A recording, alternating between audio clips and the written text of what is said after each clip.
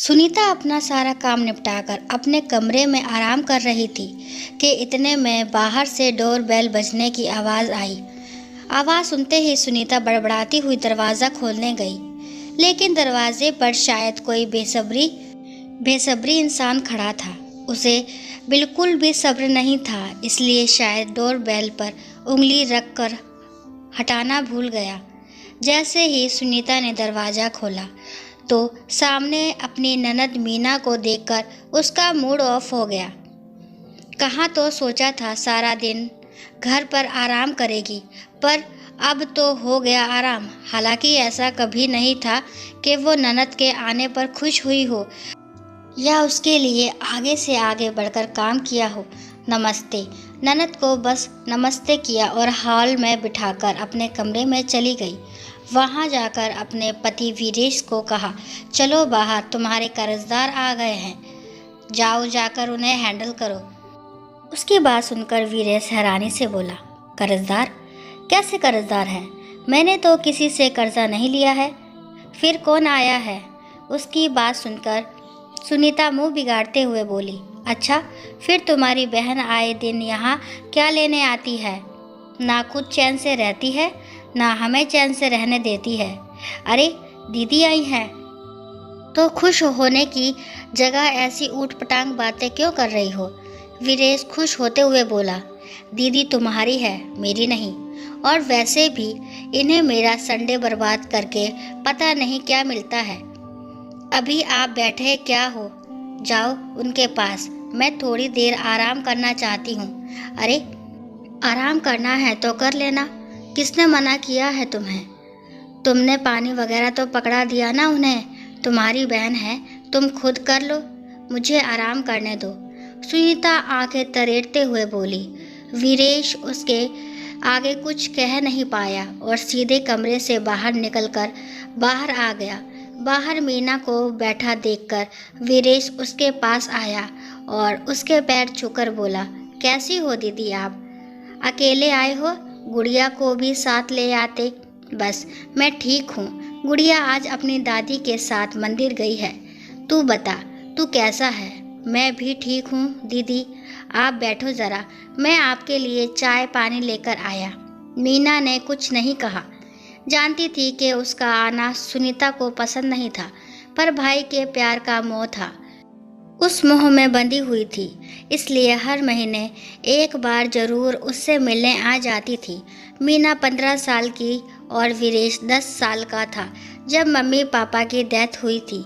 माँ पापा की मौत के बाद ताऊजी ताईजी ने तो रखने से मना कर दिया। आखिर नाना नानी ने उन्हें अपने घर में शरण दी, पर वहाँ मामी को ये बात पसंद नहीं आई, इसलिए आए दिन घर में कलेश मचा देती। घर का अधिकतर काम भी मीना पर आ गया था। जैसे तैसे मीना की स्कूली शिक्षा पूरी हुई तो एक प्राइवेट स्कूल में प्राइमरी टीचर के तौर पर काम करने लगी।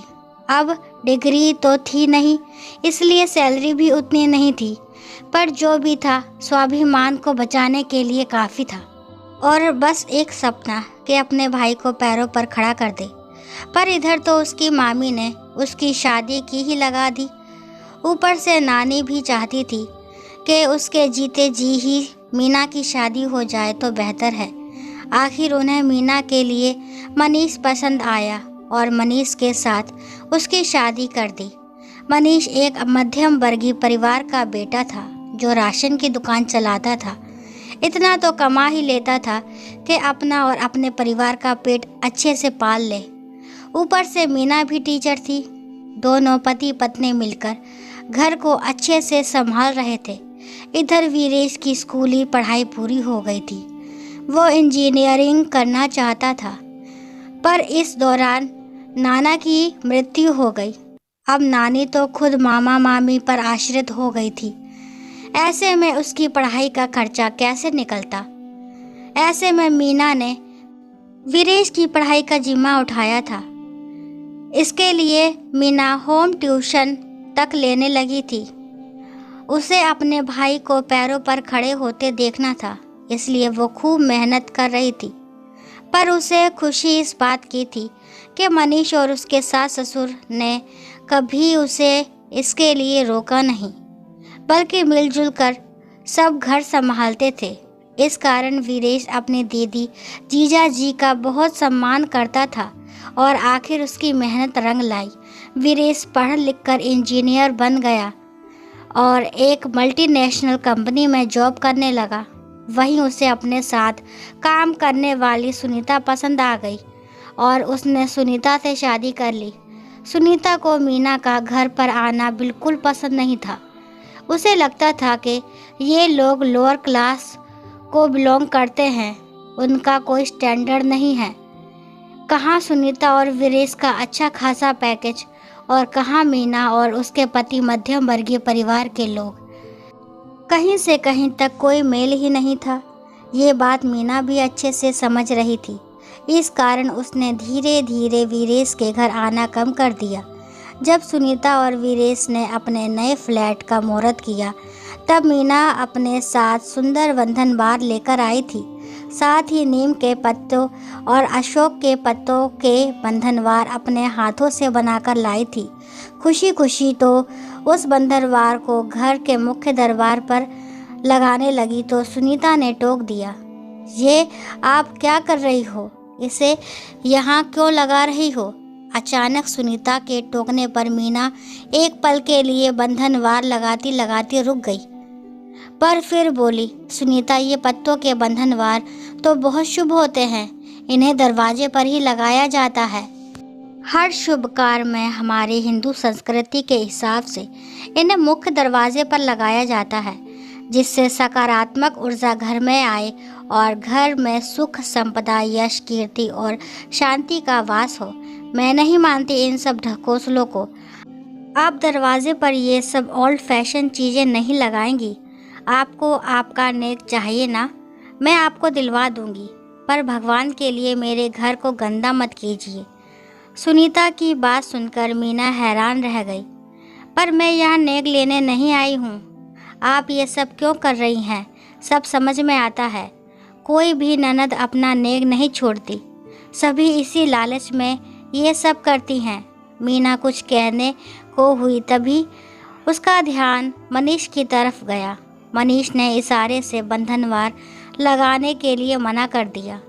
मीना ने उन बंधनवारों को मन महसूस कर वापस अपने बैग में रख लिया।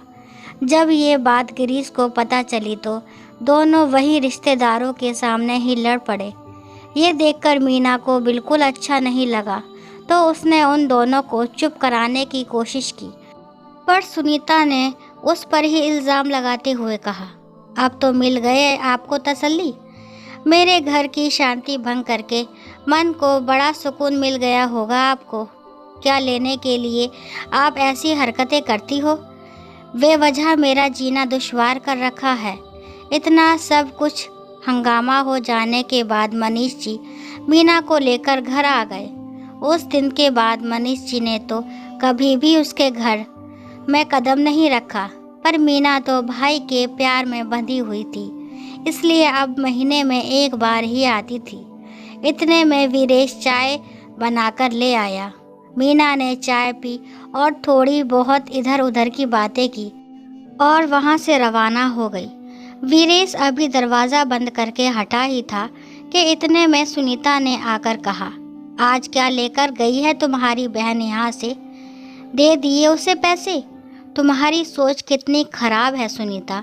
तुम्हें ये क्यों लगता है कि दीदी मुझसे लेने ही आती हैं, जबकि वो मेरे हाथ से तो 100 रुपये भी लेती नहीं। अरे जिसने हमेशा मुझे दिया ही है वो मुझसे क्या लेकर जाएगी? उसकी बात सुनकर सुनीता मुंह बनाते हुए बोली, अगर तुम्हारी बहन पुराण हो गई हो तो ज़रा मुझे भी शॉपिंग करवा दो। अगले हफ्ते मेरे भतीजे नोनू का मुंडन समारोह है, उसके लिए महंगे गिफ्ट तो लेकर जाऊंगी। वीरेश ने ज़्यादा कुछ जवाब नहीं दिया और दोनों शॉपिंग के लिए कुछ देर बाद रवाना हो गए। सुनीता अपने भतीजे के लिए सुंदर सुंदर गिफ्ट लेकर आ गई। अगले हफ्ते वो अपने भतीजे के मुंडन समारोह में अपने महंगे गिफ्ट्स के साथ पहुंची। मुंडन से पहले यज्ञ पूजन का आयोजन किया गया था। सुनीता के मायके के रीति रिवाज के मुताबिक मुंडन में नोनू को अपने बुआ की लाई हुई ड्रेस पहननी थी। सुनीता नोनू के लिए बहुत सुंदर ड्रेस लेकर भी गई थी, लेकिन ये क्या, उसकी भाभी ने अपने मायके से लाई हुई ड्रेस अपने बेटे को पहना दिया। ये देखकर सुनीता ने कहा, भाभी मुंडन से पहले पूजन में भतीजा तो बुआ की लाई हुई ड्रेस पहनकर ही बैठता है, फिर आपने अपने मायके वालों की ड्रेस क्यों पहना दी। यह सुनकर उसकी भाभी ने कहा, अरे सुनीता, तुम क्यों नाराज़ हो रही हो। मेरी मम्मी कितनी सुंदर ड्रेस लेकर आई थी, मुझे बहुत अच्छी लगी, इसलिए मैंने नोनू को वो ड्रेस पहना दी। पर भाभी, रिवाज के मुताबिक तो नोनू को मेरी लाई हुई ड्रेस पहननी थी। मैं भी तो उसके लिए कितनी सुंदर ड्रेस खरीद कर लाई हूँ। सुनीता, क्यों बात का बतंगड़ बना रही हो। माना कि तुम भी ड्रेस लेकर आई हो, लेकिन मुझे तो मेरी मम्मी की लाई हुई ड्रेस ही पसंद आई है। और रही बात तुम्हारे नेक की, तो वो मैं तुम्हें दिलवा दूंगी। भाभी की बात सुनकर सुनीता हैरान रह गई और थोड़ी गुस्से में बोली, मैं ये सब कोई नेक के लिए नहीं कर रही हूँ। ओह कम ऑन सुनीता, जहाँ तक मुझे पता है नंदे ये सब नेक लेने के लिए ही करती हैं और हमेशा अपने मायके कुछ ना कुछ लेने ही आती है। उस दिन तुमने ही तो अपनी ननद से कहा था जब वो तुम्हारे फ्लैट के इनॉग्रेशन में आई थी। सुनीता की भाभी तो ये बात कहकर अपने बच्चे को गोद में लेकर चली गई, पर सुनीता ये सब सुनकर शॉक रह गई। आखिर उसकी भाभी ने गलत भी क्या कहा था। उसने तो उसे आईना दिखाया था। उस दिन उसकी ननद जिस जगह खड़ी थी, आज वो भी उसी जगह पर खड़ी है। सच है, कर्म लौट कर आते हैं। सच है, जब तक इंसान को कोई झटका नहीं लगता, उसे अपनी गलती का एहसास नहीं होता। सुनीता को अपनी गलती का एहसास हो चुका था, इसलिए जब इस बार मीना वीरेश से मिलने के लिए आई तो सुनीता ने उसका अच्छे से स्वागत किया। ये देखकर मीना के साथ साथ वीरेश भी हैरान था, क्योंकि वीरेश को तो नहीं पता कि सुनीता के मायके में क्या हुआ था। लेकिन दोनों भाई बहन खुश थे। आखिर आज बहन का मायका आबाद जो हो गया था। दोस्तों, आशा करती हूँ ये कहानी आपको ज़रूर पसंद आई होगी। कहानी पसंद आती है तो प्लीज़ मेरे चैनल को लाइक, शेयर और सब्सक्राइब करना ना भूलें।